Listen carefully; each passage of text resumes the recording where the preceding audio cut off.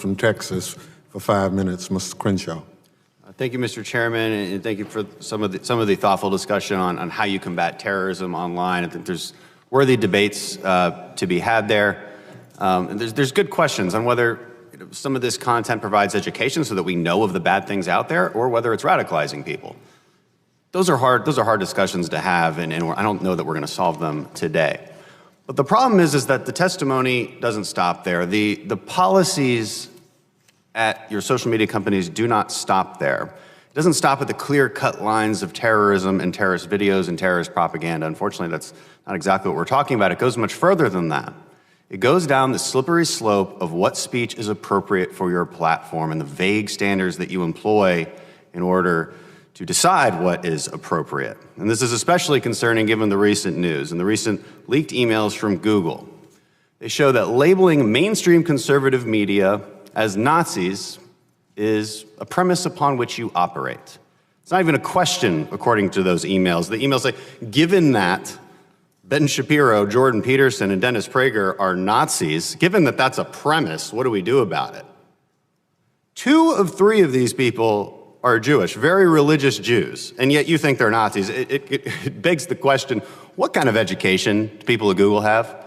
So they think that religious Jews are Nazis?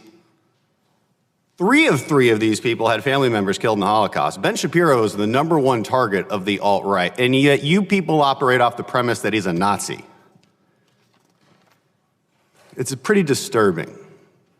And it gets to the question, do you believe in hate speech? How do you define that? Can you give me a quick definition right now? Is it written down somewhere, Google? Can you give me a definition of hate speech? Congressman, yes. So hate speech, again, as updated in our guidelines now, extends to superiority over protected groups to justify discrimination, violence, and so on, based on a number of defining characteristics, whether that's race, sexual orientation, veteran status. Do you have an example of Ben Shapiro or Jordan Peterson or Dennis Prager engaging in hate speech? Do you have one example off the top of your head? So, Congressman, we evaluate individual piece of content based on that content, rather than based on the speaker. Okay. Let's get to the next question. Do you believe speech can be violence? All right, there's not can you incite violence, that is very clearly not protected. But can speech just be violence? Do you believe that speech that isn't specifically calling for violence can be labeled violence and therefore harmful to people? Is that possible? Congressman, I'm not sure I fully understand the distinction you're drawing. Certainly, again, incitement to violence or things that are encouraging dangerous behavior, those are things that would be against our policies. Here's the thing. When you call somebody a Nazi, you can make the argument that you're inciting violence, and here's how. As a country, we all agree that Nazis are bad. We actually invaded an entire continent to defeat the Nazis. It's normal to say #punch a Nazi because there's this common thread in this country that they're bad and that they're evil and that they should be destroyed. So when you're operating off of that premise, and frankly, it's a good premise to operate on, well, what you're implying then is that it's okay to use violence against them. When you label them, when one of the most powerful social media companies in the world labels people as Nazis, you can make the argument that's inciting violence. What you're doing is wholly irresponsible. It doesn't stop there. A year ago, it was also made clear that your fact-check system is blatantly targeted at conservative newspapers. Do you have any comment on that? Are you aware of the story I'm talking about?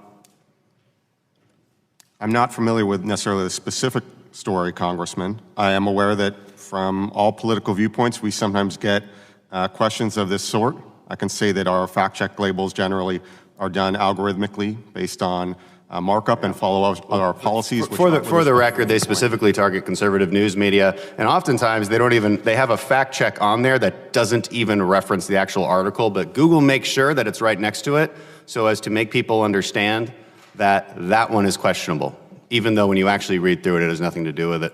A few days ago, and this goes to you, Ms. Burkett, one of my constituents posted photos on Facebook of Republican women daring to say that there are women for Trump. Facebook took down that post right away with no explanation. Is there any explanation for that? Without seeing it, it's hard for me to opine. That doesn't violate our policies, but I'm happy to follow up on the specific example with you.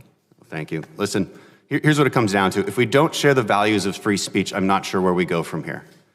You know, this practice of silencing millions and millions of people, it will create wounds and divisions in this country that we cannot heal from. This is extremely worrisome. You've created amazing platforms. We can do amazing things with what these companies have created. But if we continue down this path, it'll tear us apart. You do not have a constitutional obligation to enforce the First Amendment, but I would say that you absolutely have an obligation to enforce American values, and the First Amendment is an underpinning of American values that we should be protecting until the day we die. Thank you, and thank you for indulging me, Mr. Chairman. Thank you.